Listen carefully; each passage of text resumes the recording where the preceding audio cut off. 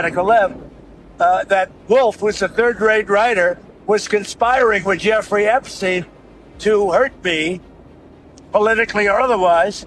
And that came through loud and clear. So we'll probably sue Wolf. In early 2026, a storm erupted in Washington over the release of documents tied to the late financier Jeffrey Epstein, not because the files were new, but because millions appear to remain undisclosed despite a federal transparency law. Lawmakers from both parties cried foul, accusing the Justice Department of withholding key material even after it published roughly 3.5 million pages, videos, and images.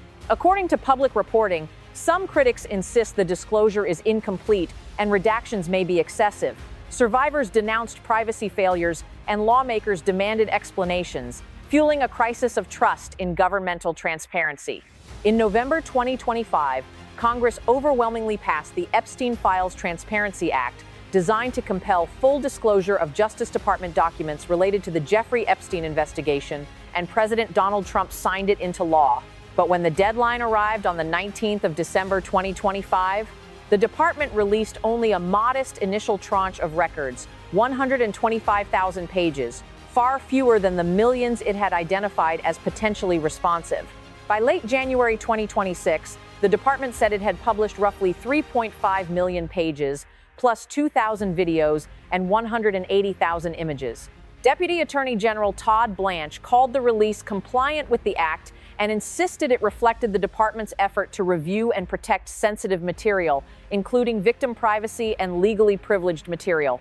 Yet lawmakers and survivors immediately disputed that characterization. Democratic and some bipartisan voices argued that the disclosed records represented only about half of the identified 6 million pages, and that key files, including interview statements or prosecution drafts, were still withheld or heavily redacted. This discrepancy in the count of files exposed a central fault line. Lawmakers expected a comprehensive release. The DOJ emphasized legal constraints and victim protection. Critics seized on the numeric gap as proof the department was not living up to either the letter or spirit of the statute. Trump, for his part, sought to distance his administration from accusations of selective disclosure. According to reporting, the DOJ repeatedly stated that it had no White House oversight on the review and that compliance was procedural, not political. But the perception of a missing millions deficit became a political shorthand for government inaction, a claim Trump struggled to manage, trapped between institutional review processes and public expectation of transparency. The unresolved count became more than a statistic. It was a symbol of institutional struggle, shaping the narrative around accountability and fueling demands for even deeper access. The demands sound simple: release the files. But according to public reporting and official DOJ statements, the reality behind that demand is far more restrictive, and it is here that Trump's position begins to weaken. President Trump's public posture has leaned heavily on the idea that transparency, once mandated by law, should follow quickly. The Epstein Files Transparency Act was framed as a corrective measure, a way to force open records that had long fueled public suspicion. Yet the blind spot in that framing was structural. The law compels disclosure, but it does not dissolve the legal ecosystem that governs how disclosure happens. According to official documents, the Department of Justice is bound by overlapping obligations that did not disappear with the passage of the act. These include victim protection statutes, privacy law, evidentiary rules, court-ordered seals, and long-standing doctrines such as attorney-client privilege and the deliberative process exemption. Each of these imposes limits on what can be released, how quickly it can be reviewed, and what must remain redacted or withheld. The DOJ's position, stated repeatedly according to public reporting, is that compliance with the act required review, not bulk dumping. Officials emphasized that millions of pages identified as responsive were not all releasable in raw form. Duplicates had to be filtered. Materials unrelated to Epstein's criminal conduct had to be excluded. Most critically, files containing identifying information about victims or third parties had to be reviewed line by line. This is where Trump's miscalculation becomes clear. His messaging assumed that transparency was primarily a matter of political will. In practice, it became a matter of legal risk management. According to DOJ statements, releasing protected information could expose the department to lawsuits, violate federal law, and re-traumatize victims.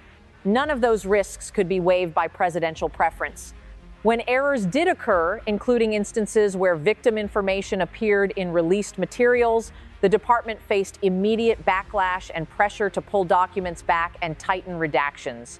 According to public reporting, this reinforced DOJ's argument that the review process, however slow, was necessary.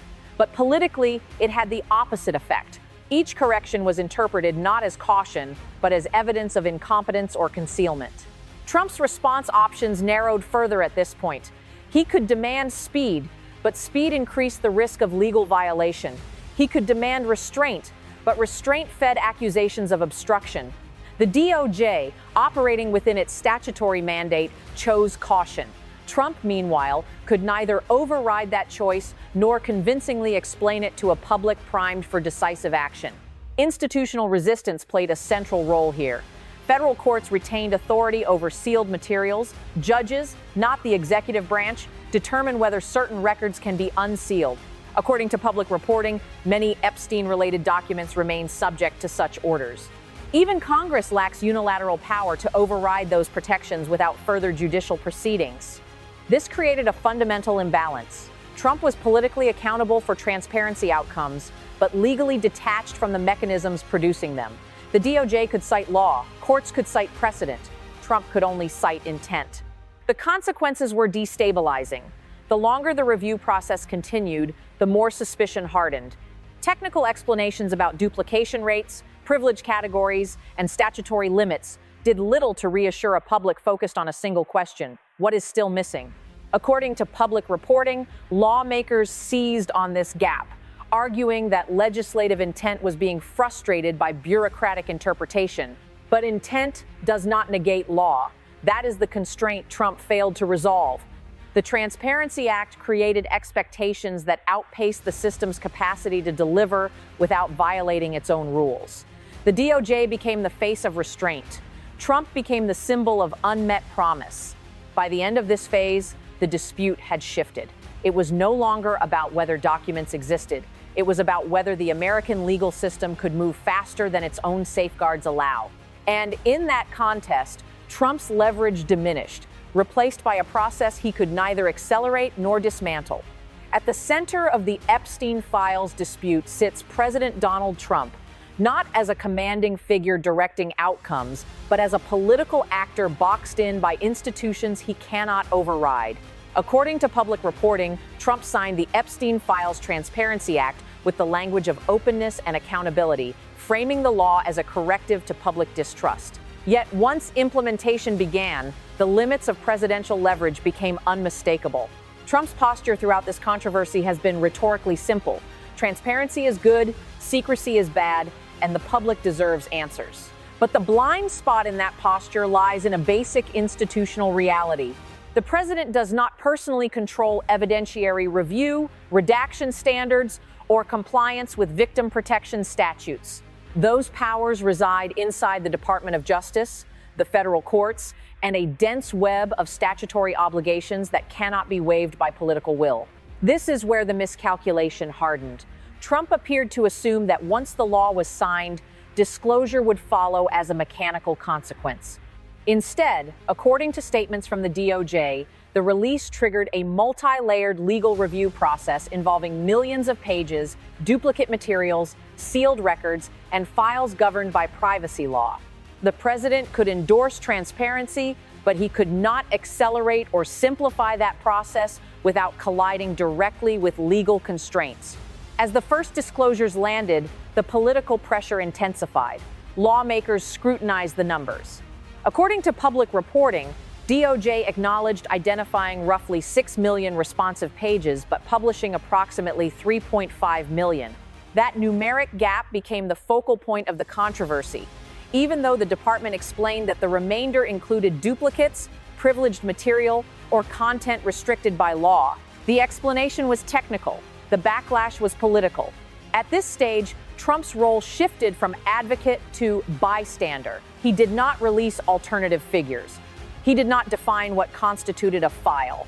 He did not outline which categories of material could legally remain sealed. Instead, the administration's response defaulted to DOJ statements emphasizing compliance with the statute and adherence to existing law. According to public reporting, DOJ stressed that its review was independent and not directed by the White House.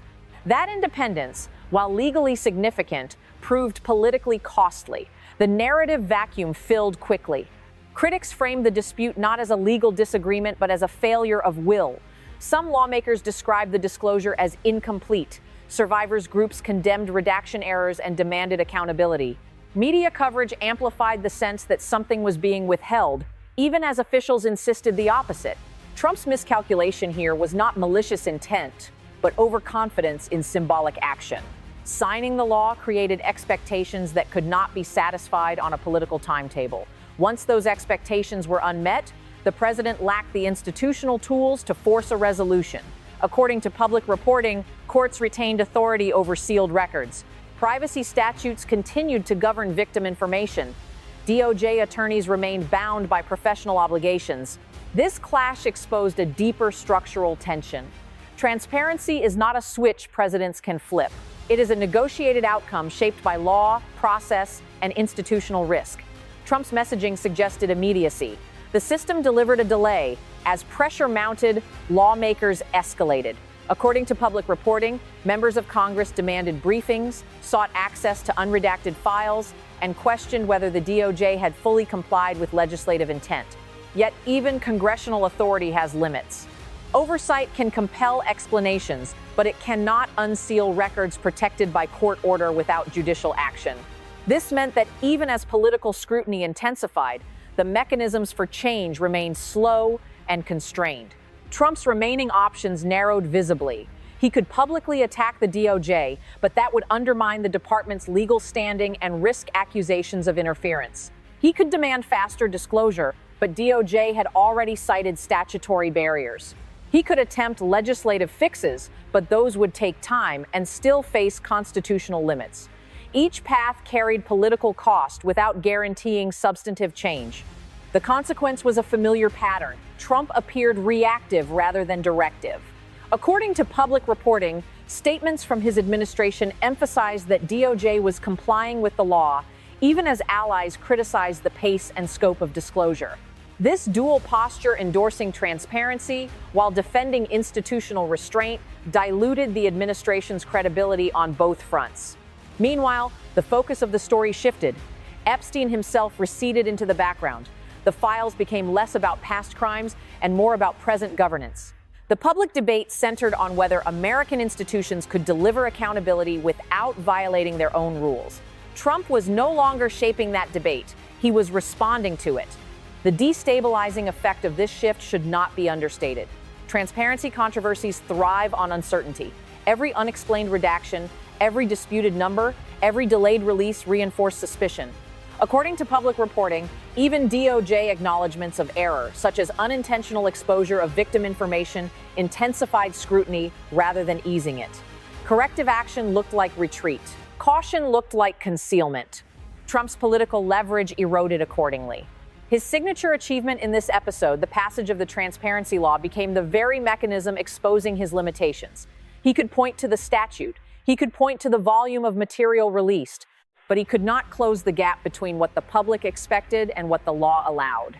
This is the core climax of the Epstein files saga. A president advocating transparency while trapped inside a system designed to resist haste. The conflict is not personal, it is structural. Trump's instincts favor direct action and immediate results. The legal system favors deliberation, review, and constraint. According to public reporting, the DOJ's position remained consistent. Compliance was ongoing, lawful, and independent. Lawmakers' position remained equally firm. The disclosure did not match congressional intent. Trump stood between those positions without a decisive move available. The result was political drift. As weeks passed, the controversy did not resolve. It calcified. Calls for further disclosure continued. Explanations repeated. Trust did not recover. Trump's role diminished to commentary rather than command. In that sense, the Epstein files dispute became a case study in presidential overestimation of control. The presidency can propose, pressure, and persuade. It cannot unilaterally dismantle legal barriers without consequence. Trump's failure was not in seeking transparency, but in underestimating the institutional resistance built into the American system. By the time the dispute over the Epstein files reached this stage, the conflict had stopped being about documents and started being about communication failure between institutions and the public. According to public reporting, the Department of Justice continued to emphasize process, legality, and caution. The public, meanwhile, heard something very different: delay, deflection, and uncertainty. This gap did not open by accident. It emerged from two fundamentally incompatible languages. The DOJ speaks in legal categories, responsive materials, statutory exemptions, court-ordered seals, victim protections. The public hears in moral terms truth, concealment, accountability. Trump's political rhetoric aligned with the latter. The system he relied on operated strictly in the former. Trump's posture throughout this phase remained consistent. He continued to signal support for transparency and expressed frustration with perceptions that information was being withheld. But according to public reporting, he did not redefine expectations or recalibrate the message to match legal reality. That omission became a critical blind spot.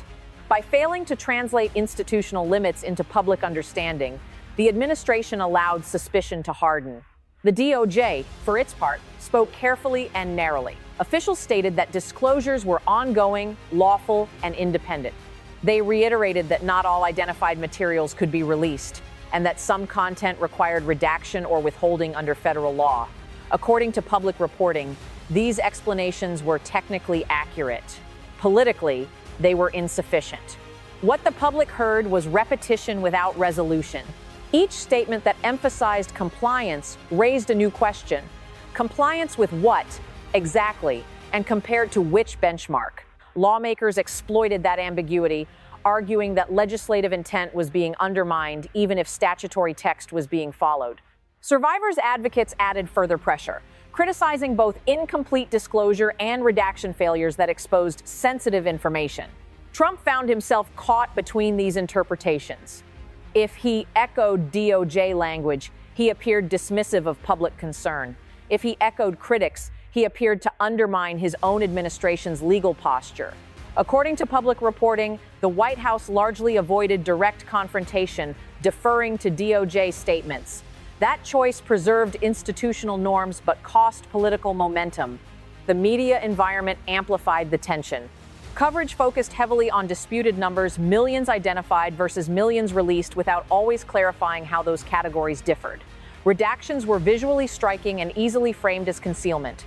Legal nuance struggled to compete with perception. According to public reporting, this dynamic fueled online speculation and eroded trust even among audiences normally receptive to institutional explanations. This is where Trump's influence narrowed further. He could not compel the DOJ to speak more plainly without risking misrepresentation. He could not promise outcomes he could not deliver. And he could not slow the news cycle that rewarded suspicion over patience. The result was narrative drift. The story no longer moved toward closure, only repetition. Institutional friction deepened the stalemate. Courts remained silent arbiters, holding sealed materials beyond the reach of political debate. DOJ attorneys remained bound by professional responsibility. Congress remained vocal but procedurally constrained. Trump remained visible but increasingly peripheral. The consequences were destabilizing in subtle ways. Transparency initiatives are meant to restore trust. In this case, partial disclosure without shared understanding produced the opposite effect. According to public reporting, public confidence declined as explanations multiplied without satisfying expectations. The system's caution looked like evasion. Its silence looked like secrecy. Trump's miscalculation here was communicative rather than legal. He underestimated how damaging untranslated legality can be in a high-attention controversy. The administration allowed the public to believe that answers were being withheld, even when the reality was that answers were being processed slowly and defensively. By the end of this phase, the Epstein files dispute had transformed into a broader referendum on institutional credibility. Trump no longer shaped the terms of debate. He reacted to it, constrained by a system that speaks carefully while the public demands certainty. By the final stage of the Epstein files dispute, President Trump's options had narrowed to a set of choices that offered no clean resolution. According to public reporting, the documents at issue were now split across three immovable pillars: Department of Justice review, judicial control, and statutory privacy protections. None of these could be overridden by presidential insistence alone. Trump could escalate publicly against the DOJ, framing the delays as bureaucratic obstruction. But that path risked undermining the department's legal position and inviting accusations of interference in a sensitive disclosure process. He could pressure Congress to revise the law, yet any amendment would still collide with court orders and victim protection statutes. He could also step back and defer entirely to the legal process, but that would leave unmet expectations hanging over his earlier promises of transparency. Each option carried political cost without guaranteeing results. The structure of the system ensured that speed was constrained, discretion was limited, and authority was dispersed. Trump's leverage, once anchored in the symbolic act of signing the transparency law, diminished as implementation shifted into institutional hands. The broader consequence is not confined to this case. According to public reporting, the Epstein files controversy has become a case study in the limits of executive power when transparency collides with law. The presidency can demand openness. It cannot erase legal safeguards without destabilizing the system itself. Public frustration remains unresolved. Lawmakers continue to press for explanations. The DOJ continues to cite compliance and caution. Courts continue to operate on their own timelines. Trump, meanwhile, occupies an increasingly reactive role, responding to developments rather than directing them. This is the final lesson of the episode. The controversy is no longer about Epstein or even about specific files. It is about whether American institutions can satisfy demands for accountability without violating the very rules meant to protect rights and due process. Trump entered the fight promising clarity. He exits constrained by complexity. And as long as the remaining questions sit inside legal boundaries he cannot cross, the space for decisive action continues to close.